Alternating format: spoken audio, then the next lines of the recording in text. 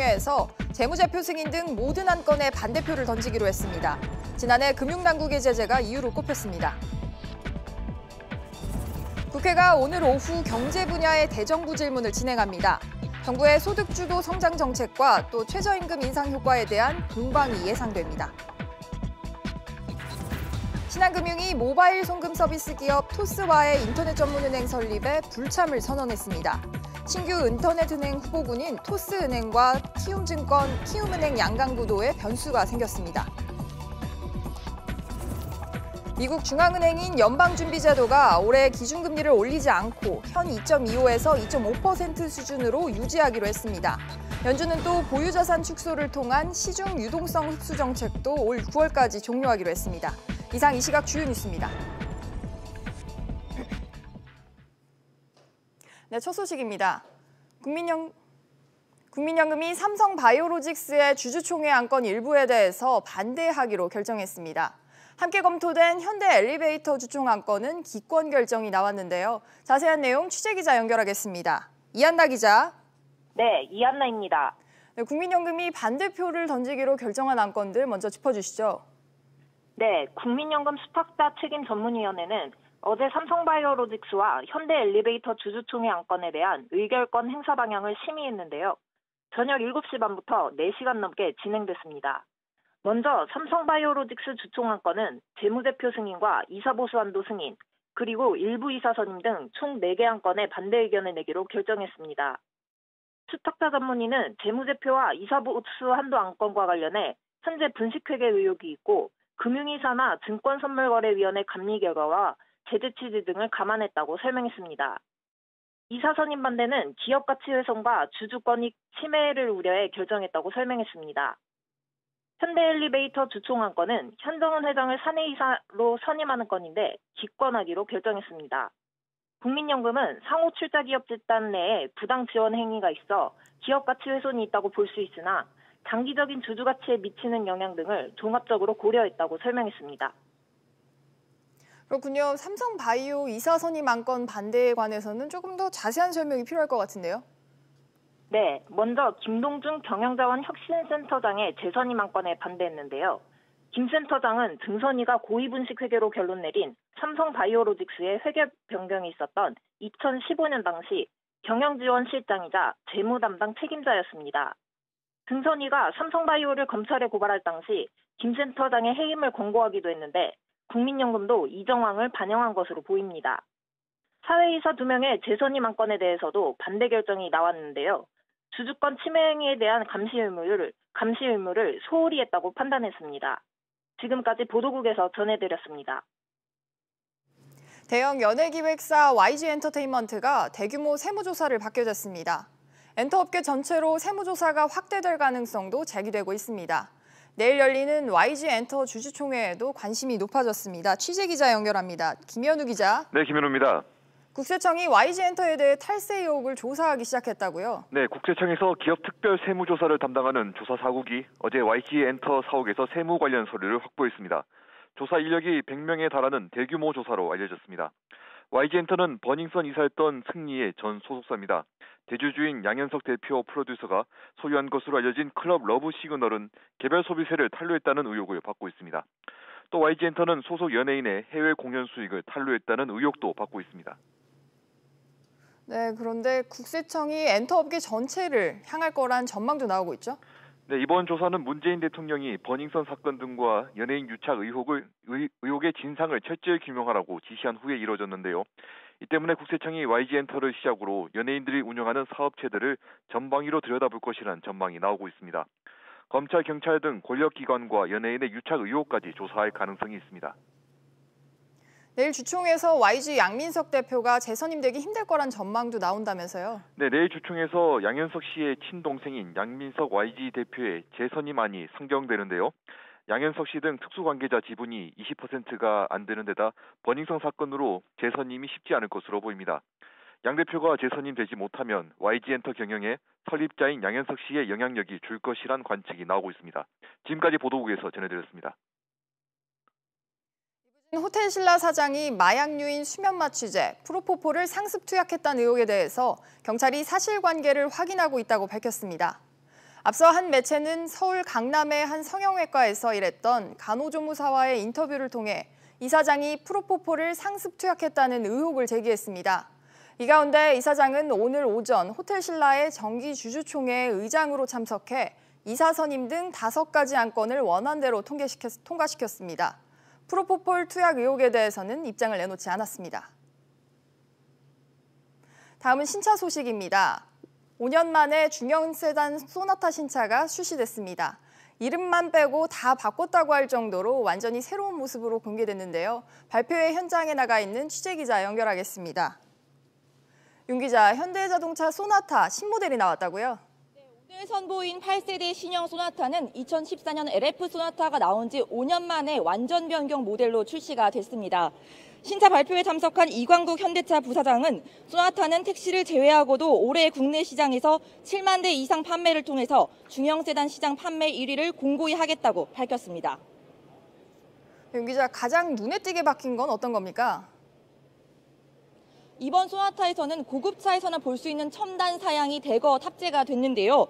반자율 주행 기능이 강화돼 주차를 할 때 원격으로 조정이 가능하거나 휴대폰에 스마트 열쇠를 등록해서 멀리서 차 문을 잠그고 열 수 있습니다. 또 카카오 인공지능 비서 기능이 탑재돼 운전하면서 음성만으로 에어컨을 켜고 끌 수 있게 됐습니다. 네, 소나타 현대차의 대표 모델이죠. 국내외 시장 어떻게 공략할지도 짚어주시죠. 네, 최첨단 사양과 한층 가벼워진 디자인으로 이 젊은 층도 집중 공략할 계획입니다. 닷새 동안 받은 사전 계약 고객 중 20대 비중이 14%로 이 7세대 모델보다 8.7% 증가를 했습니다. 해외 시장, 특히 북미 시장에서는 토요타 캠리와 치열한 판매 대결을 펼칠 것으로 예상이 됩니다. 지금까지 SBS CNBC 윤지혜입니다. 정부의 부동산 정책으로 지난해 3분기 건설업 일자리가 크게 줄었습니다. 자동차와 조선업 구조 조정에 제조업 인력도 줄었습니다. 취재기자 연결하겠습니다. 장가희 기자. 네, 장가희입니다. 지난해 3분기 전체 임금 근로 일자리부터 짚어보죠. 네, 통계청에 따르면 지난해 3분기 기준 전체 임금 근로 일자리는 1,810만 4천 개로 1년 전보다 21만 3천 개 증가했습니다. 전년 동기 대비 일자리 증감폭은 3분기 연속 줄고 있습니다. 산업별로 건설업 일자리는 1년 전보다 11만 3천 개가 감소했는데요. 정부의 부동산 정책이 영향을 미친 것으로 풀이됩니다. 지속 일자리 비중도 44.9%로 다른 산업에 비해 상대적으로 낮은 것으로 조사됐습니다. 제조업 일자리도 감소했는데요. 자동차, 조선업, 구조조정으로 자동차 부품에서 8천 개, 선박 및 보트, 건조업에서 1만 5천 개가 사라졌습니다. 그래도 일자리가 늘어난 분야도 있을 것 같은데 어떻습니까? 네, 지난해 3분기 기준 도소매 일자리는 1년 전보다 8만 6천 개 늘었고 이 중 음식료품, 담배 도매에서 1만 3천 개, 온라인 쇼핑 등 전자통신 판매업에서 1만 3천 개가 증가했습니다. 음식, 숙박업 일자리도 2만 3천 개가 늘었습니다. 통계청은 일자리 안정자금 효과가 나타난 것으로 보인다며 주 15시간 이하의 초단기 근무자도 고용보험 가입이 가능해지면서 행정자료에 일자리가 많이 파악된 것으로 보인다고 전했습니다. 사회복지서비스업과 보건업에서도 8만 개의 일자리가 늘었는데요. 정부 일자리 정책 영향으로 보육시설, 복지관의 인력 수요가 확대됐기 때문입니다. 이 같은 분야를 중심으로 한 여성 일자리는 21만 8천 개가 증가했고 연령대별로는 50대와 60대 이상에서 일자리가 늘었습니다. 지금까지 SBS CNBC 장가입니다. 지난달 상가와 오피스텔 등 상업, 업무용 부동산 거래량이 2년 9개월 만에 최저치를 기록했습니다. 상가정보연구소가 국토교통부 통계를 분석한 결과 지난 2월 상업, 업무용 부동산 거래 건수는 2만 1천여 건으로 전달보다 20.7%, 1년 전보다는 33.2% 줄었습니다.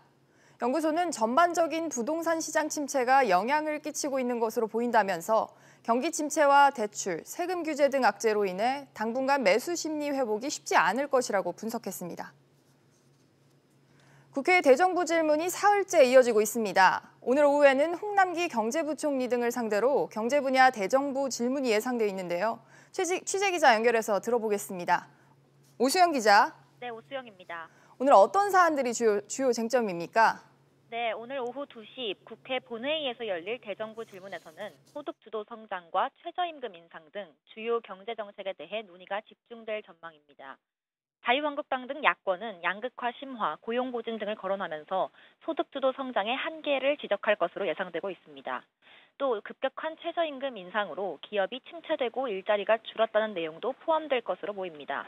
이에 대해 민주당은 내수 활성화로 기업에 활력을 주는 선순환 효과를 강조할 것으로 보이고 여기에 공정거래법 개정안 통과의 필요성과 정부의 제조업 르네상스 정책 추진을 강조할 것으로 보입니다. 정부를 대표해서 참석하는 국무위원들은 어떤 답변을 내놓을 것으로 보입니까?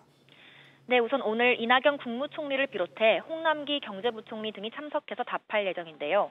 소득주도 성장과 최저임금 인상과 관련해서는 문 대통령이 지난달 소상공인과 자영업자들을 청와대로 직접 초청해서 정부 경제정책에 대한 의견을 직접 듣는 등 지금까지 드러난 일부 부작용을 개선하는 데에도 힘을 싣고 있다는 점을 강조할 것으로 보입니다.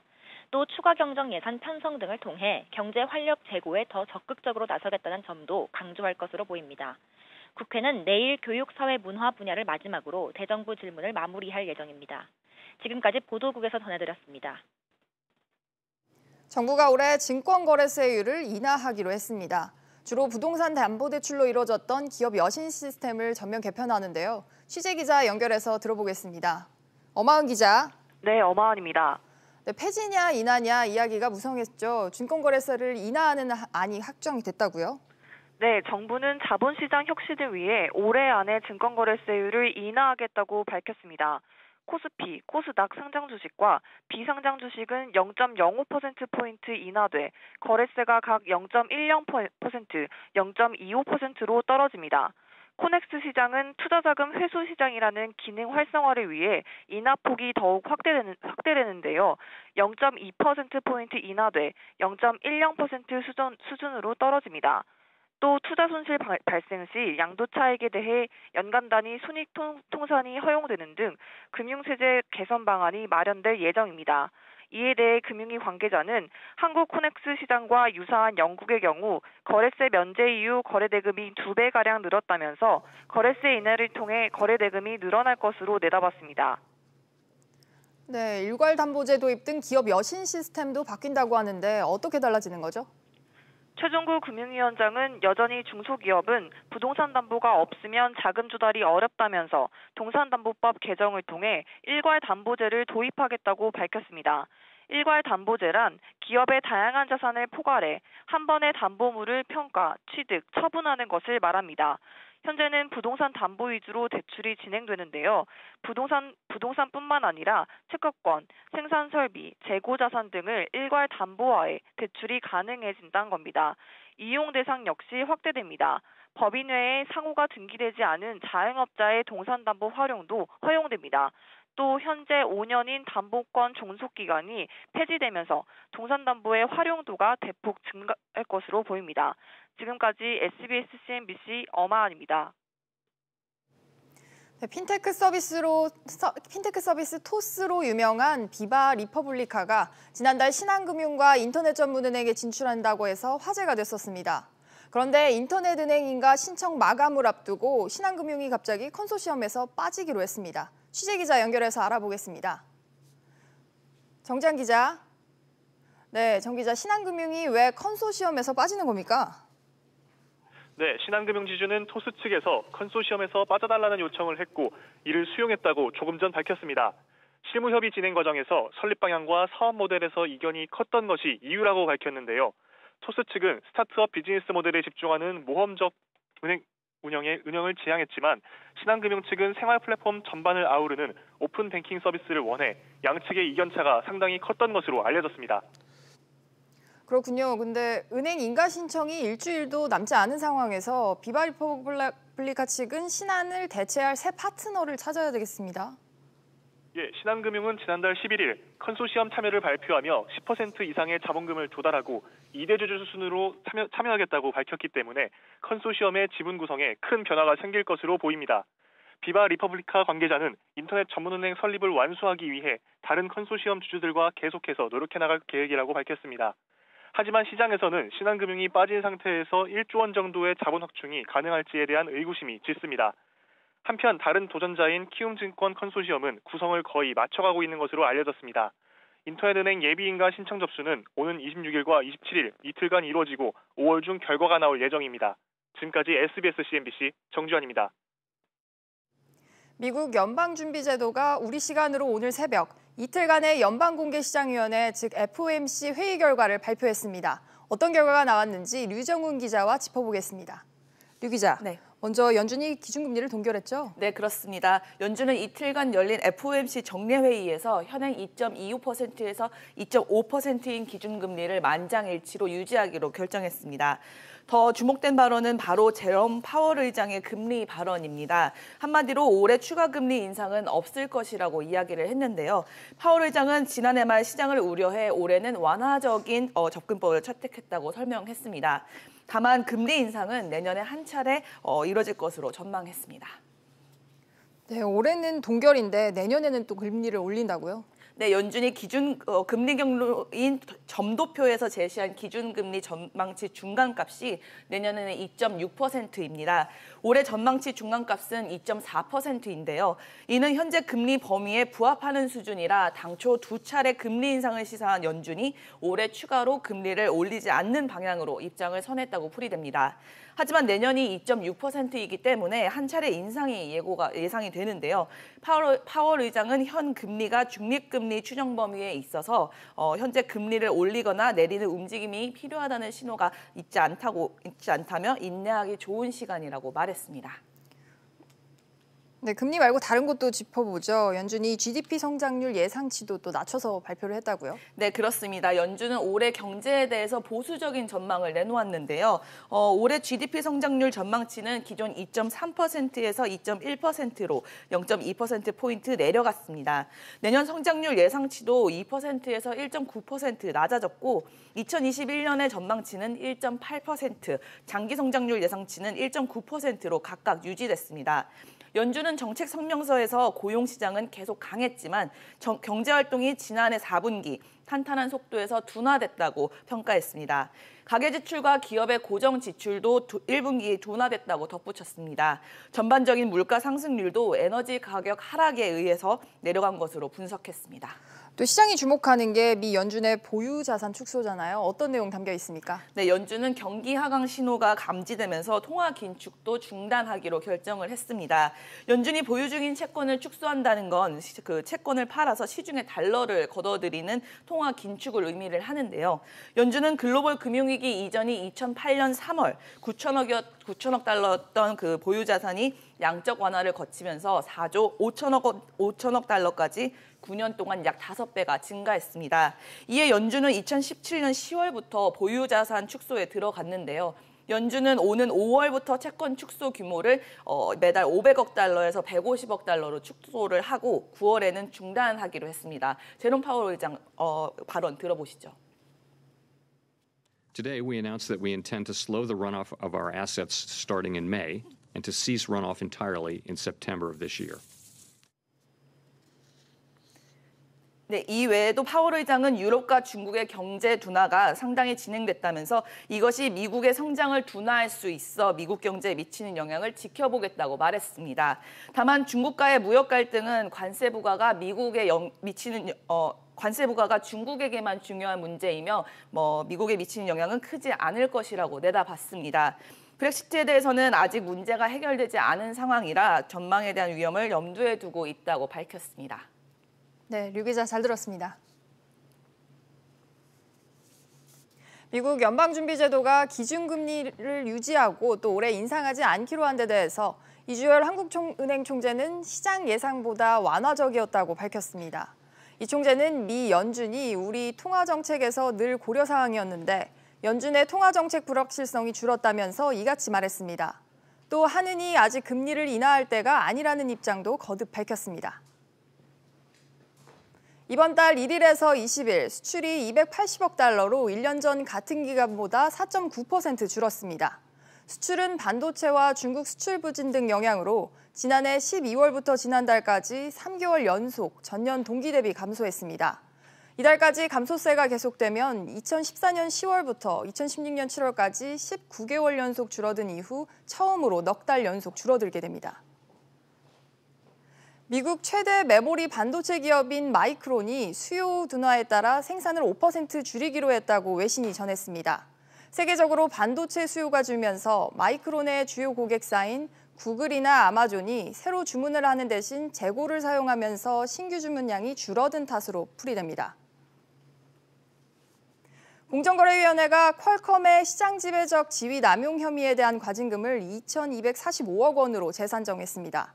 지난 1월 대법원 판결에 따라서 당초 부과된 2,700억 원대에서 일부 취소를 한 겁니다. 자세한 내용 취재기자 연결하겠습니다. 정광윤 기자. 예, 정광윤입니다. 네, 공정위가 퀄컴에 대한 과징금 일부를 취소했죠? 그렇습니다.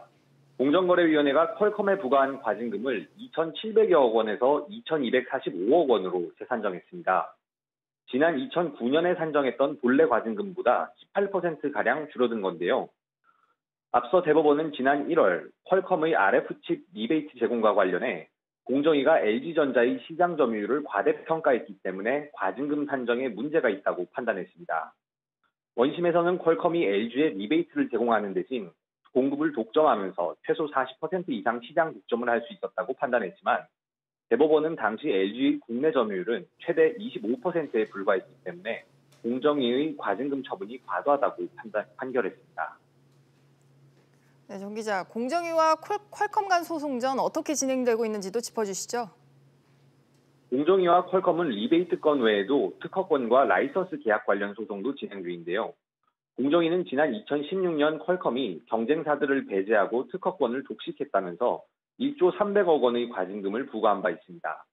현재 서울고등법원에서 항소심이 진행 중인데 앞선 대법원의 판결이 영향을 미칠 수도 있다는 관측도 나오고 있습니다. 한편 미 통상당국은 공정위가 미국 기업에 대한 방어권을 충분히 보장하지 않았다며 이달 초 우리 정부에 양자회의를 요청했습니다. 경쟁 관련 사업에 대한 협의 요청은 FTA 발효 7년 만에 처음입니다. 지금까지 보도국에서 전해드렸습니다. 5G 상용화가 코앞으로 다가왔습니다. 5G 단말기에 대한 관심도 높아지고 있는데요. 삼성전자 갤럭시 S10 5G 모델이 다음 달 5일 정식 출시될 계획입니다. 자세한 이야기 취재기자 연결해서 들어보겠습니다. 정 기자, 갤럭시 S10 5G 모델이 다음 달이면 만나볼 수 있다고요? 네, 삼성전자는 오늘 공식 홈페이지에 갤럭시 S10 5G 모델을 다음 달 5일 정식 출시한다고 밝혔습니다. 삼성 측은 당초 예고했던 S10 5G 모델의 사전 예약 판매는 진행하지 않기로 했습니다. 미국 버라이즌이 다음 달 11일 5G 서비스 상용화를 예고한 가운데 이보다 앞서 국내에서 5G 단말기가 출시되는 것입니다. 네, 갤럭시 S10 5G 모델의 자급제 폰 판매도 예상된다고요? 네, 업계에서는 갤럭시 S10 5G 모델을 이동통신사 출시와 함께 가전 매장이나 온라인 마켓에서도 판매할 가능성이 높다고 보고 있습니다. 소비자들은 굳이 이동통신사 대리점에 가지 않아도 공기계를 사서 자신이 원하는 저렴한 요금제를 선택하는 것이 가능해집니다. 네, 앞서 갤럭시 S10 LTE 모델의 경우에는 자급제 판매 비중이 높았는데 앞으로 스마트폰 유통 채널에 큰 변화가 예상되네요. 네, 갤럭시 S10 첫날 전체 개통 모델 중 자급제 모델이 20에서 30%를 차지했는데요. 자급제 모델의 경우 온라인 채널에서 잇따라 매진되는 등 호응을 얻었습니다. 과거에는 자급제로 판매되는 폰이 저가 모델 위주였다면 점점 프리미엄 폰 모델이 많아지면서 자급제 비율이 높아질 것으로 예상됩니다. 지금까지 SBS CNBC 정윤영입니다. 증시 상황입니다. 미국 연준이 기준금리를 동결시켰지만 국내 증시는 여전히 혼조세 보이고 있습니다. 코스피 0.4% 오름세 2,186포인트의 거래를 되고 있고 코스닥은 0.41% 내림세입니다. 746포인트에 거래되고 있습니다.